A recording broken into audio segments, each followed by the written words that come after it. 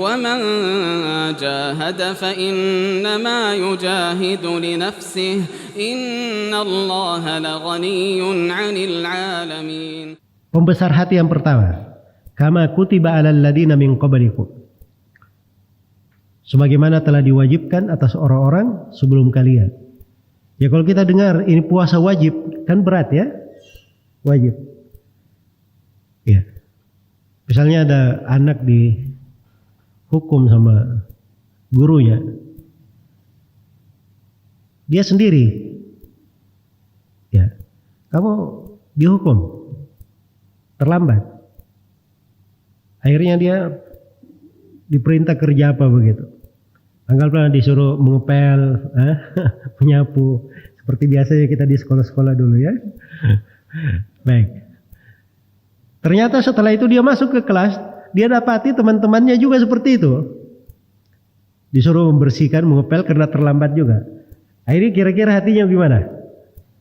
Jadi ringan, oh rupanya bukan cuma saya yang dihukum, ya kan begitu? Ya, itu ringan. Tapi kalau dia menganggap dirinya sendiri, biasanya berat. Jadi ini puasa, ketika didengar telah wajib atas kalian puasa, biasanya jiwa itu berat.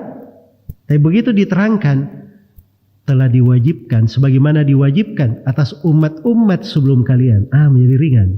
Oh rupanya ini bukan kewajiban pada kita aja, ini berlaku juga di umat-umat lalu, di umat-umat para nabi dan para rasul yang terdahulu sebelum kita umat Islam. Kita umat Islam ini umat yang terakhir di atas muka bumi, umat yang ke-70. Umat Islam ini umat yang terakhir dan umat yang ke-70. Karena itu syah dari Nabi sallallahu alaihi wasallam, beliau bersabda dalam hadits Bahas bin Hakim dari ayahnya dari kakeknya Muawiyah bin Haida radhiyallahu anhu, Rasulullah sallallahu alaihi wasallam bersabda, antum tufuna sab'ina ummah, antum afdaluha wa akramuha 'ala Allah taala. Kalian umat Islam itu menggenapkan 70 umat, dan kalian adalah umat yang paling afdal dan paling mulianya di sisi Allah Subhanahu wa taala. Itu kehebatan umat Islam ya. Sampai Nabi sallallahu alaihi wasallam bersabda, nahnul akhiruna sabiquna dukhulanil jannah. Kami adalah umat yang paling terakhir, tapi umat yang paling pertama masuk surga. Paling terakhir tapi yang paling pertama masuk surga. Iya. Jadi begitu disebut puasa ini wajib atas kalian, tapi kewajiban puasa ternyata sudah ada pada umat-umat sebelum kita. Ada mereka diwajibkan puasa juga. Nah, ini akan menjadi ringan. Menjadi ringan hal ini atas diri kita. Apalagi kalau dipahami makna yang lain.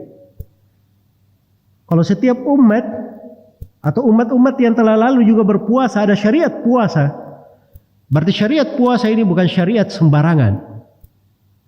Bukan syariat sembarangan. Syariat puasa ini pasti syariat istimewa. Makanya ada di umat-umat yang telah lalu, dan umat ini diistimewakan juga dengannya. Karena itu Nabi sallallahu alaihi wasallam pernah berkata kepada seorang sahabat dalam hadits riwayat Musnad Imam Ahmad. Kata beliau, "Alaika bis-shaum fa innahu la mithla lahu." Hendaknya kamu berpuasa, karena puasa itu tidak ada yang semisal dengannya. Tidak ada yang semisal dengannya. Jadi ini sesuatu yang sangat istimewa. Iya. Dan ini membuat umat Islam itu bergembira. Untuk seorang mukmin kegembiranya sudah dua ya. Dia dikasih perintah, mukmin itu gembira dengan perintah apa saja. Sebab ini tantangan keimanan.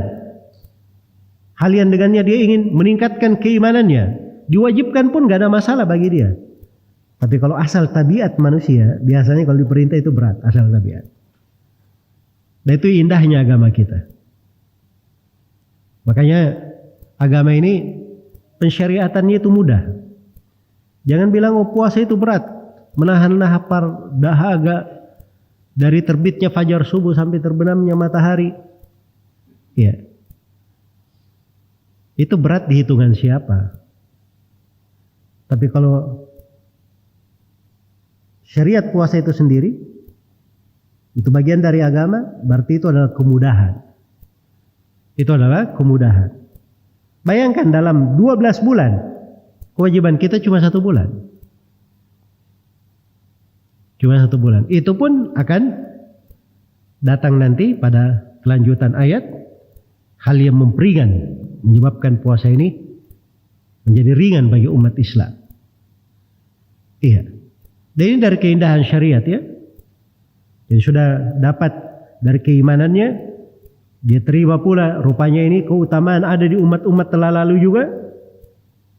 Kemudian di akhir ayat dikatakan la'allakum tattaqun. Dan ini pembesar hati yang kedua. Supaya kalian bertakwa.